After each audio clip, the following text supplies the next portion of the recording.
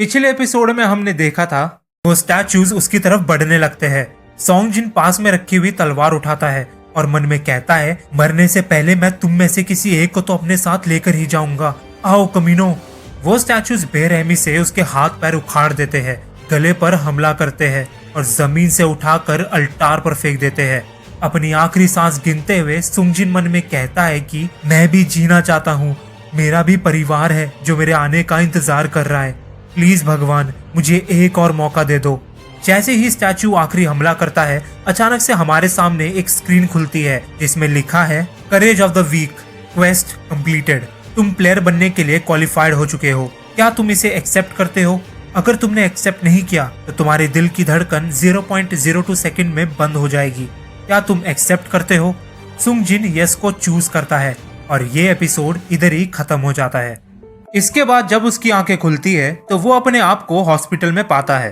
उसके हाथ पैर बिल्कुल सही सलामत थे और शरीर पर चोट का नामो निशान भी नहीं था। ये सब देखकर सुंगजिन को लगने लगता है कि शायद वो सब एक सपना था। लेकिन तभी उससे मिलने के लिए दो आदमी आते हैं और गोल्डन बार वाला शख्स कहता है, मेरा नाम है वू जिनचुल और मैं हंटर एसोसिएशन के सर्विलेंस टीम का मैनेजर हूँ। सुंगजिन कार्ड देखते हुए मन में कहता है, सर्विलेंस टीम को मेरे से क्या काम? जिनचुल उसको बताता है कि वो 3 दिन से हॉस्पिटल में बेहोश था, जिसे सुन के सुंगजिन हैरान हो जाता है और पूछता है, जूही और सॉन्ग अंकल कैसे हैं? वो दोनों सही सलामत तो है ना?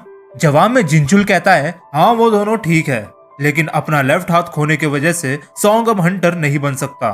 दूसरी तरफ डंजन में हुई घटना की वजह से जूही बहुत बड़े सदमे में है और अभी उसका इलाज चल रहा है।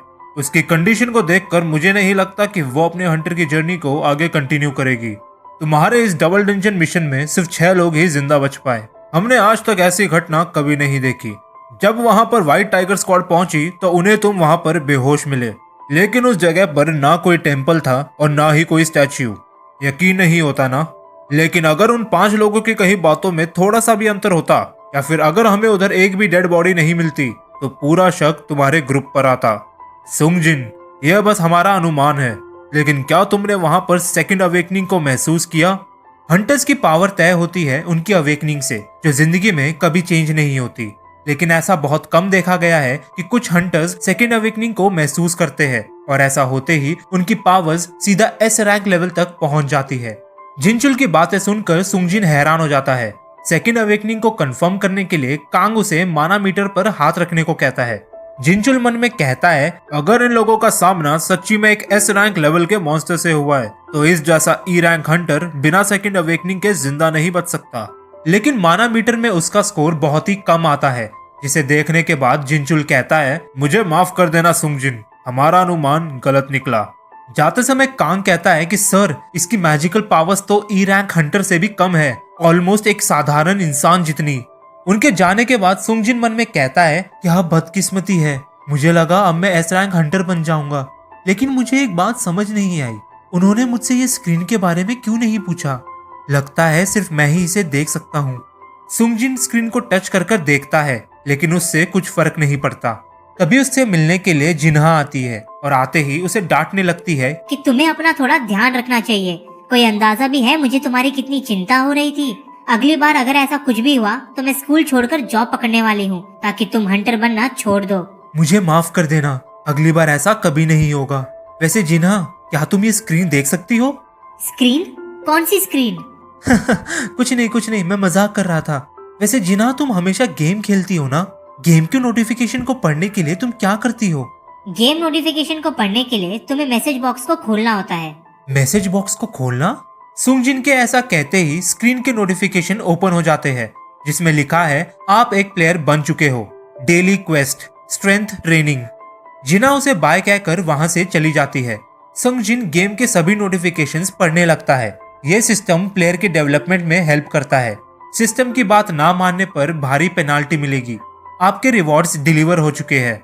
लेकिन सुंगजिन को समझ नहीं आता कि ये सब क्या चल रहा है। वो डेली क्वेस्ट, स्ट्रेंथ ट्रेनिंग को एक्सेप्ट कर लेता है, जिसके बाद उसे अलग अलग टास्क नजर आते हैं, जैसे कि 100 पुशअप्स, सिटअप्स, स्क्वाट्स और 10 किलोमीटर की रनिंग। गेम का रूल भी था कि अगर उसने टाइम रहते हुए ये टास्क कंप्लीट नहीं किया तो एक भारी पेनाल्टी मिलेगी। ये पढ़कर सुंगजिन मन में कहता है, पेनाल्टी? ये क्या बकवास है, मेरे जैसे हॉस्पिटल में एडमिट होने वाले इंसान के पास इतना स्टैमिना कैसे आएगा? मैं नहीं कर रहा ये सब।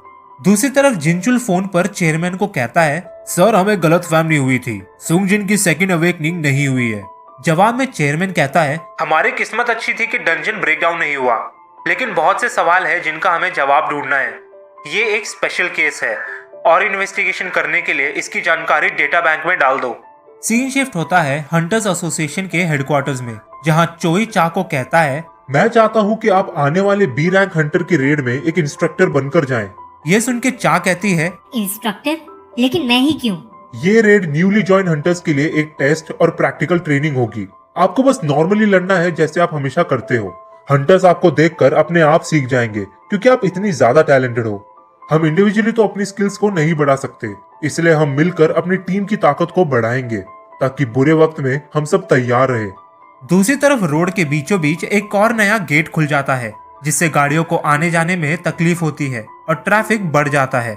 सीन शिफ्ट होता है हॉस्पिटल में, जहां सुंगजिन घोड़े बेचकर सो रहा है और तभी अचानक से नोटिफिकेशन आता है कि डेली क्वेस्ट का समय खत्म हो चुका है, बारी है पेनाल्टी की। अचानक से सुंगजिन का रूम हिलने लगता है, मानो जैसे भूकंप आ गया हो। वो बेड से नीचे गिरकर बेहोश हो जाता है। जब उसकी आंखें खुलती है तो वो एक बड़े से रेगिस्तान में पहुंच जाता है, जहां जहरीली सेंटीपीड उसका पीछा करने लगते हैं। सुंगजिन का गोल है 4 घंटे तक इस रेगिस्तान में सरवाइव करना। दूसरी तरफ नर्सेस को सुंगजिन अपने रूम में नजर नहीं आता, जिसके बाद वो लोग इसे चारों तरफ ढूंढने लगते हैं। बेचारा सुंगजिन इस पेनाल्टी क्वेस्ट में इतना भाग चुका था जितना वो अपनी पूरी जिंदगी में नहीं भागा। जैसे ही सेंटीपीड उसके बहुत नजदीक आता है, क्वेस्ट का टाइम पूरा हो जाता है और सुंगजिन वापस अपने रूम में पहुंच जाता है। इसी के साथ उसका पेनाल्टी क्वेस्ट कंप्लीट हुआ। सीन शिफ्ट होता है 4 दिन बाद। सुंगजिन ट्रैक पैंट पहनकर डेली क्वेस्ट कंप्लीट करने के लिए चला जाता है। दूसरी तरफ जूही को हंटर एसोसिएशन से कॉल आता है कि कुछ दिन पहले हाबजियोंग में एक डी रैंक डंजन खुला है, जिसके लिए हमें आपके जैसे हीलर की जरूरत है। क्या आप हमारी मदद करेंगी? जवाब में जूही उदास होते हुए कहती है, मुझे माफ कर देना, लेकिन मुझसे ये सब और नहीं हो पाएगा। कोई बात नहीं मिस जूही, हम आपकी तकलीफ समझ सकते हैं। वैसे हमें खबर मिली थी कि सुंगजिन अब पूरी तरह से ठीक हो चुका है और जल्द ही हॉस्पिटल से डिस्चार्ज हो जाएगा। ये न्यूज सुनते ही जूही खुश हो जाती है और उससे मिलने के लिए हॉस्पिटल पहुंचती है। वहां उसे सुंगजिन ट्रेनिंग करता हुआ नजर आता है और कुछ नर्सेस उसे देखकर कहने लगती है कि ये लड़का कितना मेहनती है, इसे जब से होश आया है ये रोज ग्राउंड में ट्रेनिंग कर रहा है। हमने सुना था कि हंटर्स जल्दी रिकवर हो जाते हैं, लेकिन इसे थोड़ा आराम करना चाहिए। उनकी बातें सुनकर जूही वापस घर चली जाती है। क्वेस्ट खत्म होने के बाद सुंगजिन को 3 तरह के रिवॉर्ड्स मिलते हैं।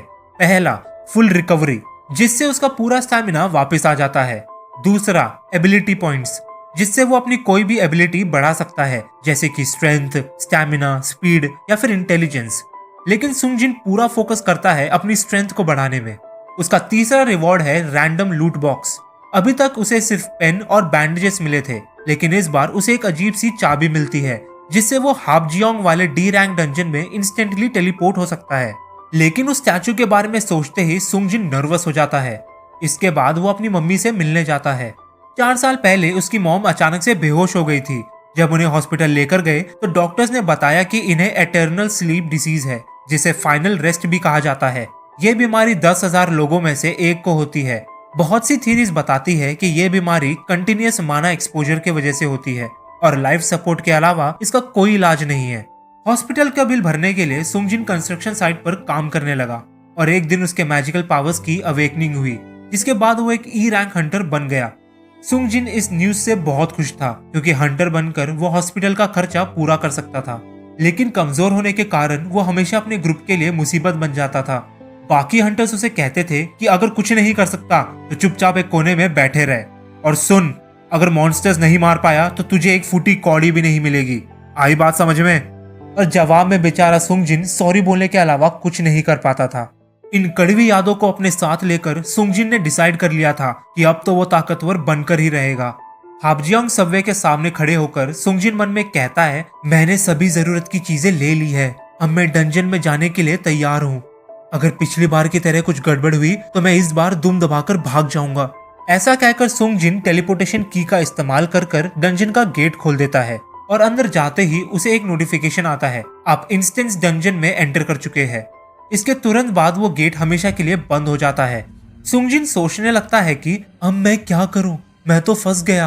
और तभी उसे एक और नोटिफिकेशन आता है, आप इस डंजन से बाहर नहीं जा सकते। बाहर जाने के लिए डंजन के बॉस को हराओ या फिर टेलीपोर्टेशन स्टोन को इस्तेमाल करो। सुंगजिन के पास टेलीपोर्टेशन स्टोन नहीं है, यानी कि उसके पास सिर्फ एक ही रास्ता है, इस डंजन को अकेले क्लियर करना। थोड़ा अंदर जाते ही उसका सामना 3 गॉब्लिन से होता है।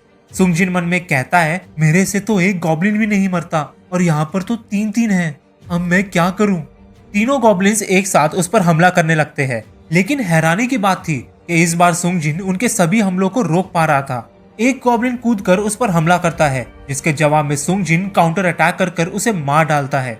ऐसा करते ही उसके अंदर कॉन्फिडेंस आ जाता है और वो बाकी 2 गॉब्लिन्स को भी चुटकियों में खत्म कर देता है। लेकिन तभी वहां पर एंट्री होती है लोहे के जबड़े वाले वुल्फ की, जो हमला कर उसके ब्लेड को तोड़ देता है। सुंगजिन के पैर कांपने लगते हैं और वो समझ जाता है कि ये मॉन्स्टर गॉब्लिन से कई गुना ज्यादा ताकतवर है।